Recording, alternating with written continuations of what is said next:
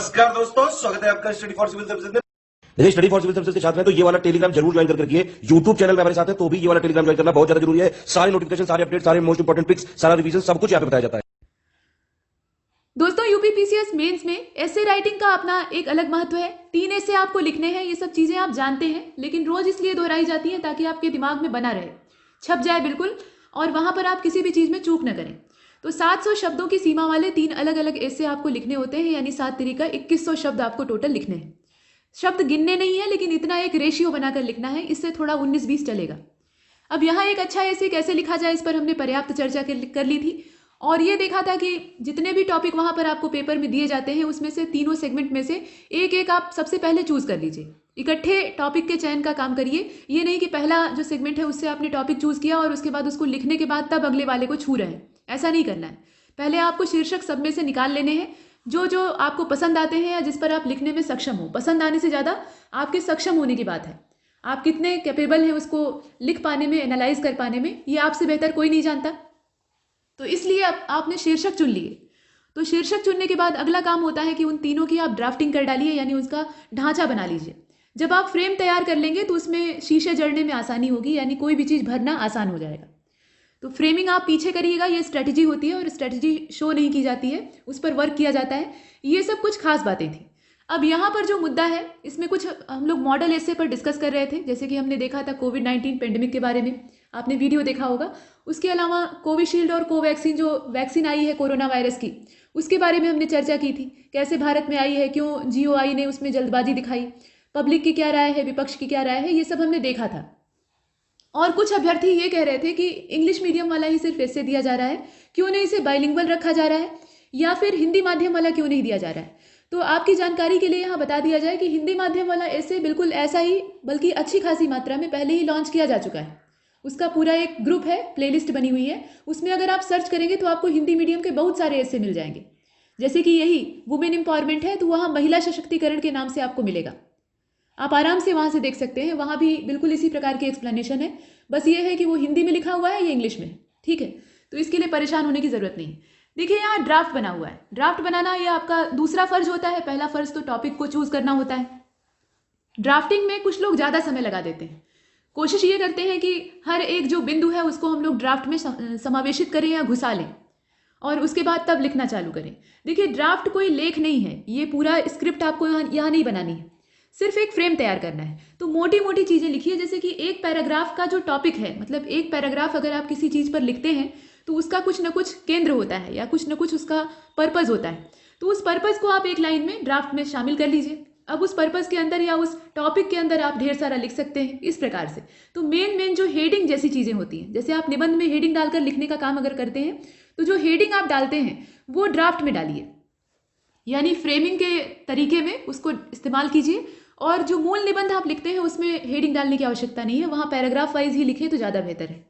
जहाँ आपको लगता है कि कुछ इंपॉर्टेंट चीज़ है, वहाँ पे अंडरलाइन कर दीजिए, या बुलेट पॉइंट्स में लिख सकते हैं, इस प्रकार से काम कर सकते हैं, या कोई फ्लो चार्ट बना सकते हैं, कोई डायग्राम भी बनाया जा सकता है।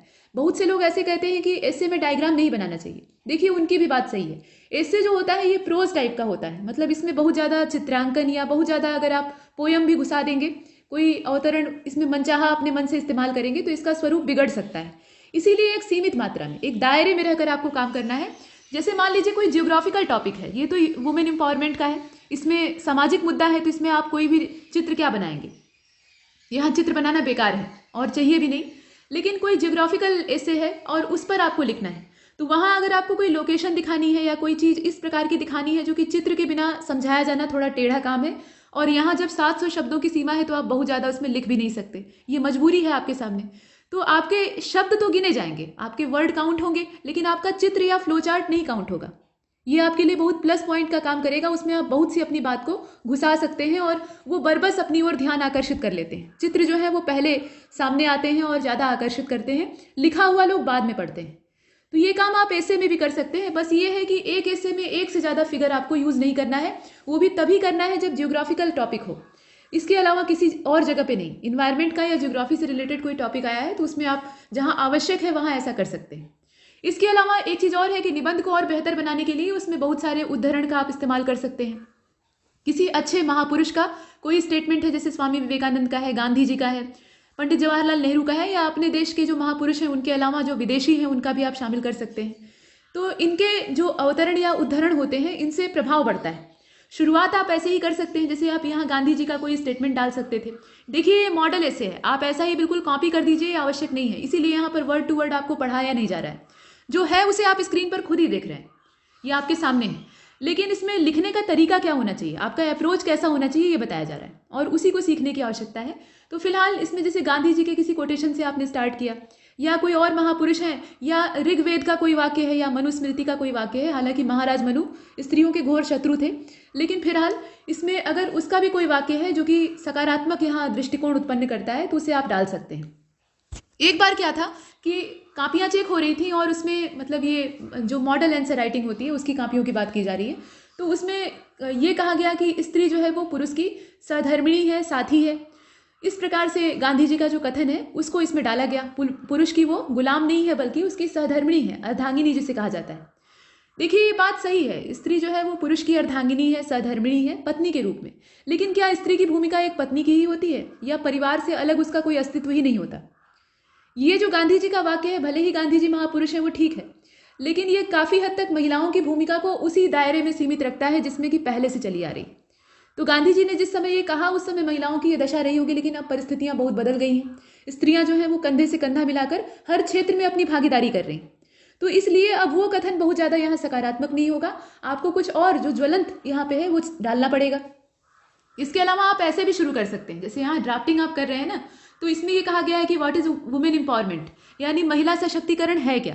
तो आप डिफिनीशन दीजिए, कोई दिक्कत नहीं, लेकिन उससे पहले कोई ज्वलंत मुद्दा, जैसे हाथरस कांड है, वहाँ पे जो नृशंसता हुई थी, या निर्भया वाला मामला है, या किसी स्त्री के साथ, महिला के साथ कोई बुराई या कुछ एब्यूज़ हो रहा है, तो उसको आप इसमें इंक्लूड कर सकते हैं, उस मुद्दे को इंक्लूड कर सकते हैं और ये बता सकते हैं कि समाज कितना ज़्यादा अभी भी सुधार की वहाँ आवश्यकता है, मतलब रिफॉर्म जो है वो उसकी रिक्वायरमेंट दिखाई देती है।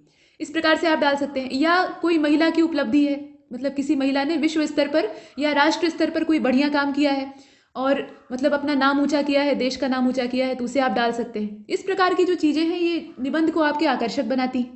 तो आइए शुरू करते हैं। देखिए पहले ड्राफ्ट बनाना है, तो इसमें व्हाट इज़ वुमेन एम्पावरमेंट, यानी जो आपने शीर्षक चुना है वो असल में क्या है, उसका मतलब आप बता रहे हैं। देखिए निबंध को शुरू करने के बहुत सारे तरीके होते हैं। हर अभ्यर्थी के दिमाग में ये रहता है कि शुरुआत करना बड़ा टेढ़ा है, अगर शुरुआत में जरा सी चूक हुई तो लेने के देने पड़ सकते हैं, और सही बात है। तो शुरुआत अगर आपको कहीं से सूझ नहीं रही है, मान लीजिए कोई ऐसा टॉपिक आपके सामने आ गया, ये तो सरल है, इस पर आप लिख सकते हैं, लेकिन कोई ऐसा टेढ़ा टॉपिक आ गया जैसे यूपीएससी निबंध में देता है, उसके जो निबंध होते हैं वो बिल्कुल ही अनप्रिडिक्टेबल होते हैं, यानी एकदम से उसमें कोई अंदाजा नहीं लगा सकता कहाँ से आएगा। वहाँ आपकी जो अपनी बुद्धि होती है वही काम देती है। तो उस प्रकार का अगर कोई टॉपिक आ गया और आपको कुछ सूझ ही नहीं रहा है कि शुरुआत कैसे करें, एक बार गाड़ी जो है वो खुल जाए तो चलने लगेगी, फिर रुकेगी नहीं, तो आप ऐसे कर सकते हैं कि जो टॉपिक है उसके बारे में कुछ लिख दीजिए, शुरुआत वहीं से कर दीजिए। ये अच्छा तरीका हो सकता है जब आपको कुछ नहीं सूझ रहा हो तब, और नहीं तो अगर सूझ रहा है तब किसी उदाहरण से करिए, किसी काव्य से करिए, या कोई ऐसी चीज़ उसमें डाल दीजिए जो कि आकर्षित करे।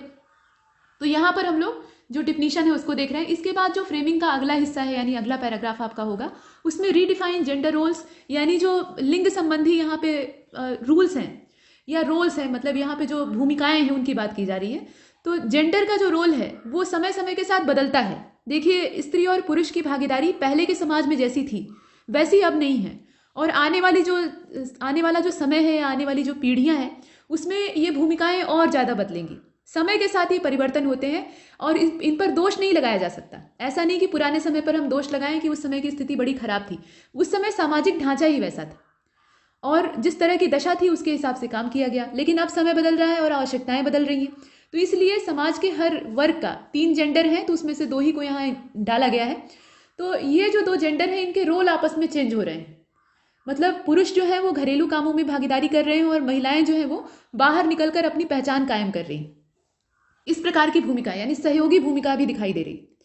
तो ये अच्छी बात है और इसको हमें इसमें डालना है। इसके बाद मेथड्स यानी महिला सशक्तिकरण, यानी जो ये वुमेन एम्पावरमेंट का मुद्दा है, इसमें कौन कौन से मेथड लगाए जाने चाहिए, पहले से लग रहे हैं और उनमें कमियां क्या हैं, ये आप यहाँ जाहिर करेंगे। इसके बाद मेजरमेंट्स एंड असेसमेंट, मतलब ये चीज़ें, मतलब मापन आप करेंगे किसी भी चीज़ का, जैसे कोई योजना इम्प्लीमेंट की जाती है या कुछ भी चल रहा है समाज सुधार की कोई गतिविधि चल रही है, तो उसमें कितना हमने अचीव किया है और कितना दूर हमें जाना है, ये देखना पड़ता है। जैसे रिपोर्ट कार्ड निकाला जाता है कि आपने कितनी प्रोग्रेस की है, तो उस चीज़ के बारे में यहाँ मीज़रमेंट थोड़ा आवश्यक है। और मीज़रमेंट करेंगे कैसे, तो कुछ जो वर्ल्ड लेवल के इंडेक्सेस हैं उनके माध्यम से कर सकते हैं, या कोई रिपोर्ट है जो कि सामाजिक मुद्दों से जुड़ी हुई है, राष्ट्रीय स्तर की है या अंतर्राष्ट्रीय स्तर की है, तो उसे आप इसमें डाल सकते हैं।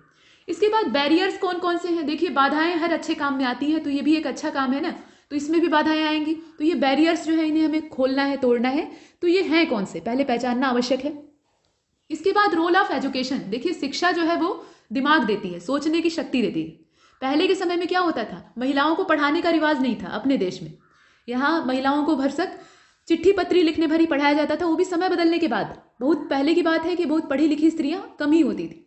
ऐसा क्यों किया जाता था, चाहते तो ये अपने बच्चों, मतलब जो पुरुष होते हैं उनके साथ स्त्रियों को भी पढ़ा सकते थे, लेकिन घर के लोग या घर की जो पुरुष मानसिकता थी, पुरुषवादी मानसिकता थी, वो ये सोचती थी कि अगर लड़की पढ़ लिख जाएगी तो वो अपना अच्छा बुरा सोचने लगेगी और फिर वो मेरे कहे अनुसार नहीं चलेगी। मतलब मैं जैसा कहूँगा या मैं जैसा चाहूँगा वैसे वो नहीं चलेगी, वो अपनी मर्जी चलाएगी। तो यही बात है, शिक्षा जो है वो अच्छे बुरे का ज्ञान कराती है, आपको क्या खराब है, क्या अच्छा है, क्या आपके लिए हित वाला है, क्या अनुचित है, ये सब बताती है। तो यहाँ शिक्षा की अपनी भूमिका है और उसको और बढ़ाए जाने की आवश्यकता है। तो ये चीज़ें हैं, और उसके बाद अंत में आपको कंक्लूजन करना है। तो कंक्लूजन में आप समाधान देंगे, और समाधान में एक चीज़ जरूर डाल दीजिएगा कि बात जब सशक्तिकरण की हो रही है तो वुमेन्स जो है वो खुद सक्षम है इस मामले में। मतलब उन्हें निजी स्तर पर प्रयास करना होगा, समाज के करने से या पुलिस के करने से, सरकार के करने से या विश्व के करने से कुछ नहीं होगा जब तक ये खुद अपनी आवाज़ अपने से बुलंद नहीं करेंगे। तो ये बातें हैं। पुरुष को लोग दोष देते हैं, लेकिन अधिकतर दिक्कतें तब आती हैं जब घर की महिलाएं ही अपने घर की लड़कियों को पनपने नहीं देती, या अपने घर की जो बहुएं होती हैं उनको पनपने नहीं देती, क्योंकि उनकी मानसिकता पहले से ही रोगी हो चुकी है। तो उस रोगी मानसिकता के इलाज की आवश्यकता है। अगर वो इलाज हो जाएगा तो स्त्री जो है वो पूरे घर को अपने हिसाब से ढाल सकती है, अपने घर को या अपने परिवार को वो अपने संस्कारों में ढाल सकती है, इसमें वो सक्षम होती है। तो ये कुछ बातें हैं, इतनी सारी बातें आपको इसलिए बताई गई ताकि आपको एक मसाला मिल जाए और उस मसाले से आप इस पूरे निबंध को और रोचक बना सकें, स्वादिष्ट बना सकें। तो देखिए इसमें क्या किया जा सकता है। यहाँ पर वुमेन एम्पावरमेंट की परिभाषा दी गई है। देखिए महिला सशक्तिकरण जो होता है यानी वुमेन एम्पावरमेंट, उससे जुड़े हुए जितने भी सोशल, इकोनॉमिकल या पॉलिटिकल या इसके अलावा जो कानूनी मुद्दे होते हैं, मतलब जुडिशियल लॉज होते हैं, उनमें संवेदनशीलता और सरोकार व्यक्त किया जाता है। हम लोग ये कहते हैं कि हर जो आयाम है, हर दिशा है, वहाँ से सशक्तिकरण की आवश्यकता है, यानी हमें हर क्षेत्र में महिलाओं को मजबूत बनाना पड़ेगा। कोई एक क्षेत्र नहीं बल्कि हर दिशा में इनके लिए मजबूती के प्रयास करने पड़ेंगे। तो यही कहा गया है कि women empowerment is the process of empowering women, मतलब ये वुमेन्स को एम्पावर करने का एक प्रोसेस है, तरीका है। अब यहाँ पे वुमेन शब्द जो है ये महिला का रूपांतरण है अंग्रेजी का, और महिला को अक्सर स्त्री या नारी कहा जाता है। तो स्त्री या नारी शब्द जो है ये महिलाओं को लघु या छोटा दर्शाते हैं। महिला शब्द जो है ये ज़्यादा अच्छा है, महिला शब्द इसे एक महान रचना के तौर पे यहाँ सामने लाता है, तो ये ज़्यादा बेहतर शब्द है। फिलहाल यहाँ पर कहा गया कि empowerment can be defined in the many ways, however when talking about women empowerment, मतलब यहाँ पे जो एम्पावरमेंट शब्द है उसके बारे में कहा जा रहा है कि इसके बहुत सारे तरीके हो सकते हैं या बहुत सारे रास्ते हो सकते हैं, बहुत सारे अर्थ हो सकते हैं। लेकिन जब महिलाओं के एम्पावरमेंट की बात होती है तो यहाँ पर इसका अर्थ क्या होता है, एक्सेप्टिंग एंड अलाउइंग पीपुल, और पीपुल कौन, तो वुमेन्स जो है who are one the outside of the decision making process into it. जो डिसीजन मेकिंग का प्रोसेस होता है उससे इन्हें आउटसाइड रखा जाता है, यानी बाहर रखा जाता है। अक्सर क्या होता है, अपने समाज में हालांकि सुधार हो रहा है, लेकिन निर्णय लेने की क्षमता या निर्णय लेने की जो ताकत होती है वो दोनों में होती है, स्त्री में भी होती है और पुरुष में भी होती है। और कहीं कहीं तो कुछ जो क्षेत्र होते हैं वहाँ निर्णय लेने की क्षमता स्त्री में ज़्यादा होती है पुरुष की तुलना में, कुछ क्षेत्र ऐसे होते हैं, नहीं तो बराबर होती है। तो ऐसी कंडीशन में ज़्यादातर ये देखा जाता है कि पुरुष के जिम्मे ही अंतिम फैसला लेने का दायित्व उठा दिया जाता है, मतलब उसी के ऊपर पूरी रिस्पॉन्सिबिलिटी है कि आप जो अंतिम निर्णय देंगे वही सर्वमान्य होगा। ऐसी पहले से धारणा चली आ रही है और अभी भी मौजूद है। हालांकि राय अब पूछी जाती है, लेकिन ज़्यादा उसमें जो प्रायोरिटी है वो मेल को दी जाती है, फीमेल को नहीं। तो इसलिए यहाँ पर कहा गया है कि जो डिसीजन मेकिंग वाला प्रोसेस है उसमें इन्हें आउटसाइड रखा जाता है। तो इनके एम्पावरमेंट की जो बात कही जा रही है वही कहलाएगा वुमेन एम्पावरमेंट। अब इसके बाद देखिए, women's empowerment is the most crucial point to be noted for the overall development of the country, मतलब राष्ट्र के समेकित विकास के लिए। देखिए राष्ट्र जो होता है वो सिर्फ पुरुष से नहीं बनता, और ये भी सच है कि सिर्फ स्त्री से भी नहीं बनता। अगर हम यही कहें कि स्त्रियां जो है वही अगर बहुत सशक्त हो जाएंगी तो हमारा राष्ट्र जो है बहुत उन्नति कर लेगा।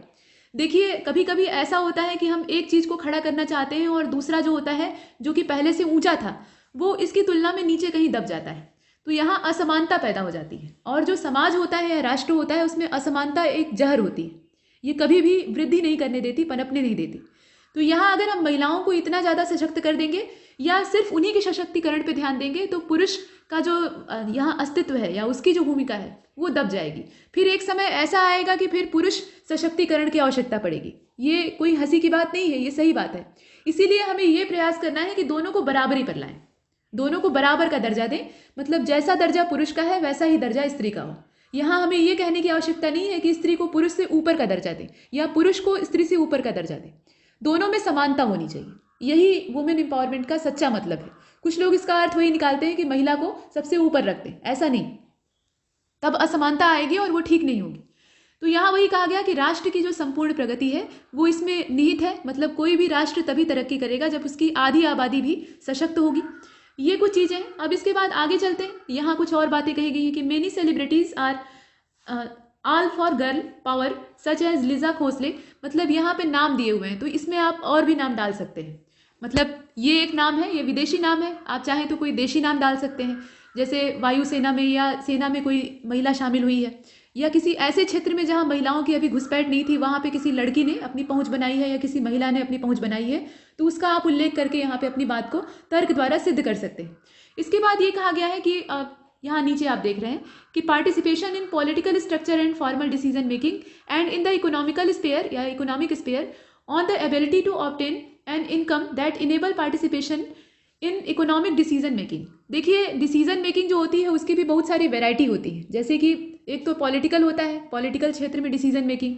इसके अलावा एक सोशल होता है जो कि समाज हमारा है, और इसके अलावा एक इकोनॉमिकल होता है। देखिए आजकल महिलाओं की जो भागीदारी है वो हर क्षेत्र में बढ़ रही है और लोग कह रहे हैं, जैसे घर में भी लोग कहते हैं कि हम अपनी लड़की को अपने लड़के के बराबर मानते हैं।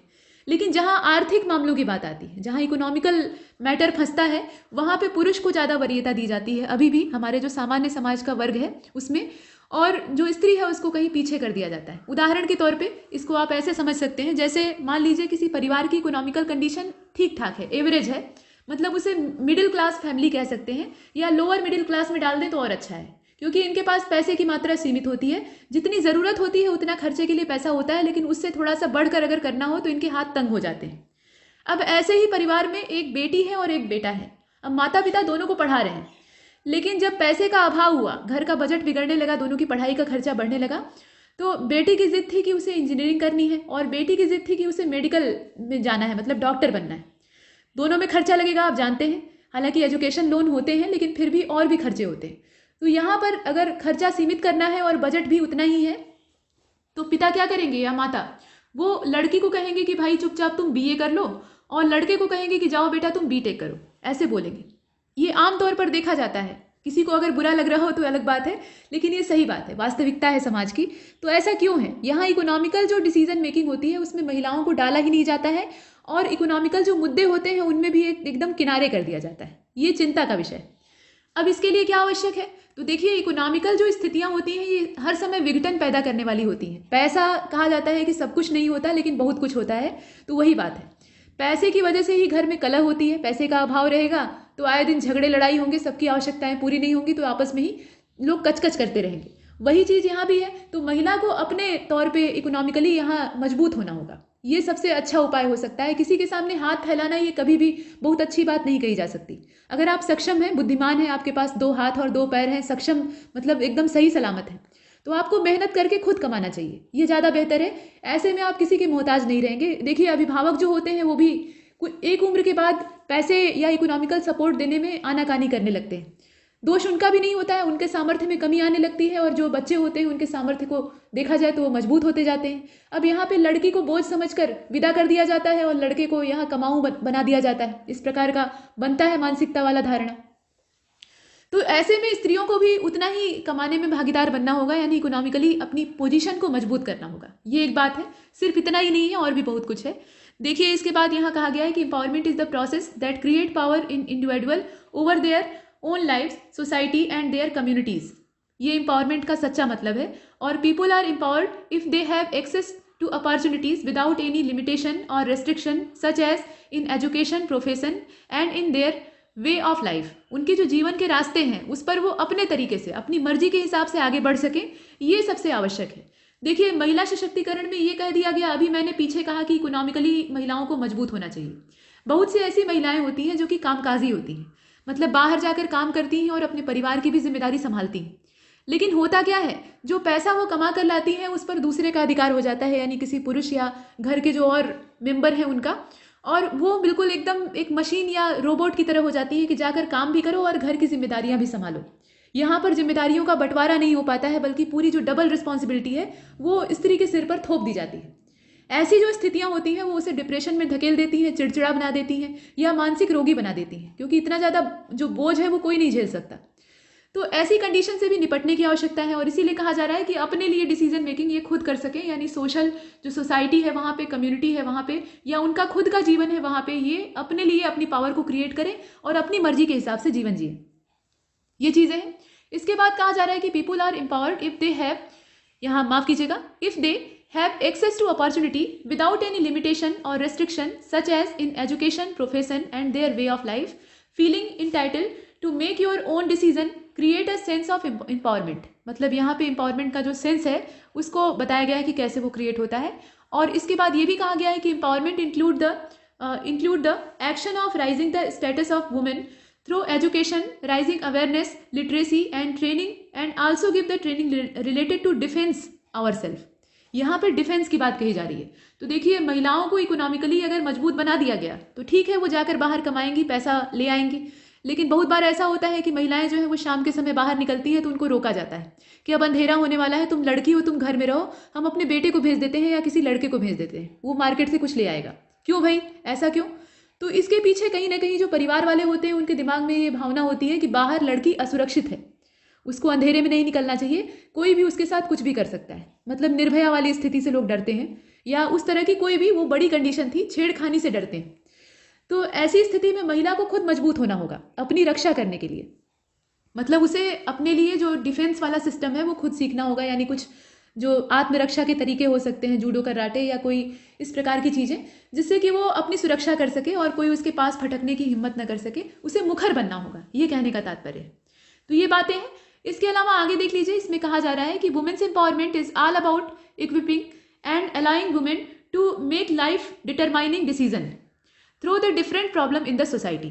मतलब जो समाज की विभिन्न समस्याएं हैं, देखिए समाज में बहुत सारी समस्याएं होती हैं, सिर्फ नारी का जो यहाँ सम्मान नहीं हो पा रहा है या उसे पर्याप्त मात्रा में स्थान नहीं प्राप्त हो पा रहा है, इतनी ही समस्या नहीं है, और भी समस्याएं हैं। तो उसमें ये बढ़ चढ़कर अपनी भागीदारी कर सकें, उसमें डिसीजन मेकिंग कर सकें, उन्हें सुलझा सकें, इसके लिए इन्हें अवसर मिलने चाहिए, और यही वास्तव में सशक्तिकरण है। ये सब बातें हैं। तो कुल मिलाकर घुमा फिराकर ओवरऑल ये बताने का प्रयास किया गया है कि समेकित विकास, वुमेन एम्पावरमेंट का मतलब ये नहीं कि बस मेरी बेटी जो है वो मेरे बेटे के बराबर है, इस प्रकार से बोल दिए तो काम हो गया। यहाँ पर हर दिशा में, हर जो क्षेत्र है वहाँ पे पुरुष के बराबर इनकी भागीदारी होनी चाहिए, ऐसा कहा जा रहा है। इसके बाद यहाँ कहा गया कि scholars have identify 2 forms of empowerment. मतलब जो स्कॉलर्स हैं, विद्वान हैं, उनका यहाँ पे जो अपना मत है उसके हिसाब से एम्पावरमेंट के दो फॉर्म है या वेराइटीज़ हैं। कौन कौन सा है? तो एक तो इकोनॉमिक है और दूसरा पॉलिटिकल है। देखिए, शक्ति हासिल करने के 2 ही तरीके होते हैं, या तो आप आर्थिक रूप से बहुत मजबूत हो, और नहीं तो आपके हाथ में सत्ता हो, पॉलिटिक्स में आप माहिर हो, या पॉलिटिक्स के क्षेत्र में आप अपने पैर जमा चुके हो। ये दोनों ही कंडीशन आपको महाशक्तिशाली बनाती है, या एक तरह से बहुत ज़्यादा जो योग्य पुरुष है वो बनाती है, योग्य इंसान बनाती है। तो इस प्रकार से यहाँ कहा गया है कि स्कॉलर्स के अपने मत हैं कि 2 प्रकार से एम्पावरमेंट होना चाहिए। एक तो इकोनॉमिकल ये मजबूत होने चाहिए, और दूसरा राजनीति या जो राज्य व्यवस्था है इसमें इनका बढ़ा चढ़ा योगदान होना चाहिए। इकोनॉमिकल एम्पावरमेंट जो है उसमें अगर देखा जाए तो इसमें क्या क्या देखा जा सकता है? Increases women's agency, access to formal government program, mobility outside the home, economical independence and purchasing power. इसके बाद आप नीचे यहाँ पर देख रहे हैं, policy makers are suggested to support job training to aid in entrance in the formal market. मतलब किस प्रकार से इकोनॉमिकल एम्पावरमेंट होगा इसके बारे में चर्चा की जा रही है। इसके बाद यहाँ पर अगर महिलाओं की स्थिति को और मजबूत करना है तो इसके बारे में देख लेते हैं।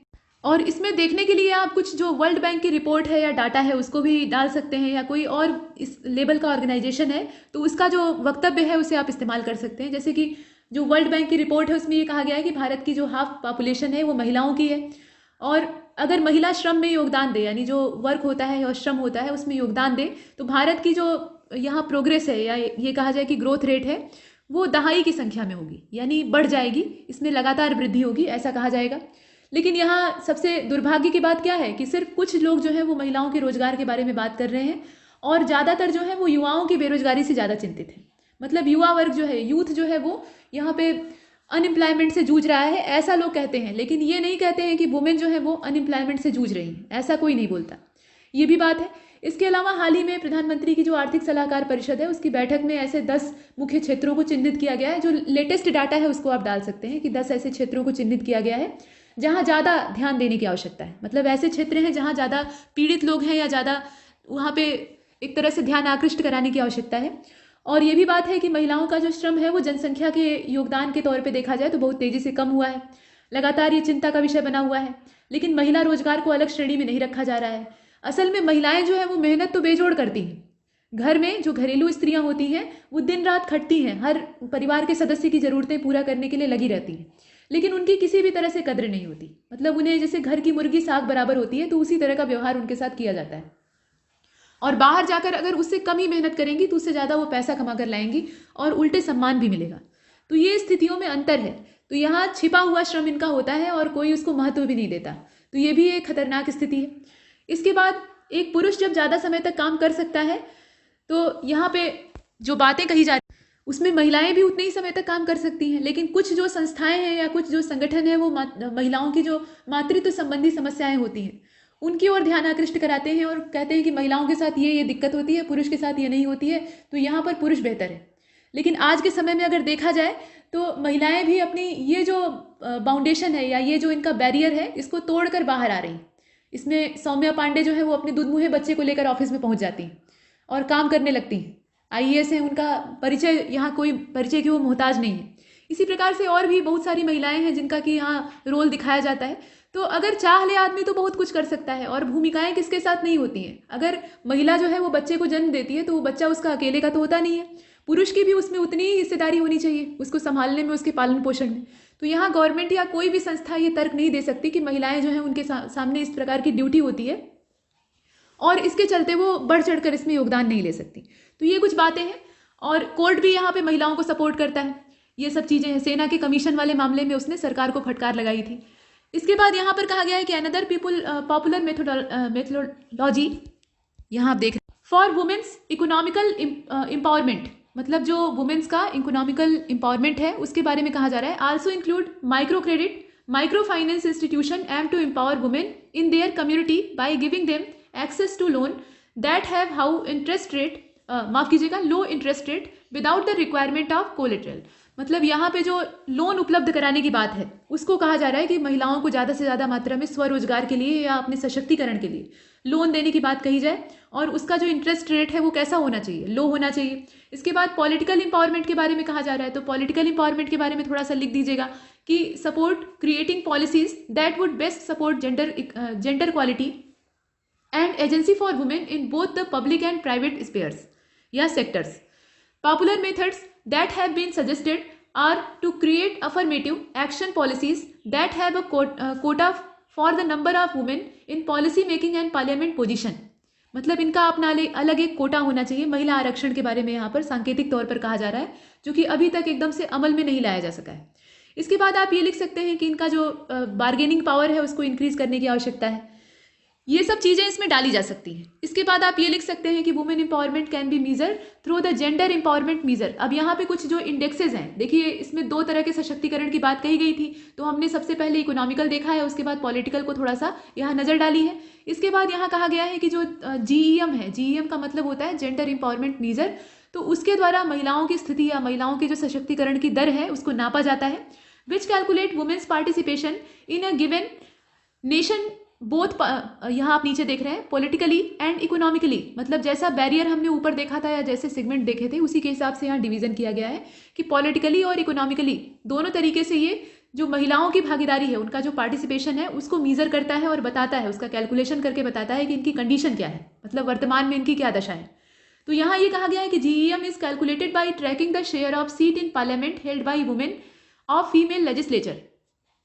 ये जो सीट इन पार्लियामेंट होती है उसके थ्रू ये मीजर करता है, उसका कैलकुलेशन का जो बेस होता है वो क्या होता है बताया जा रहा है।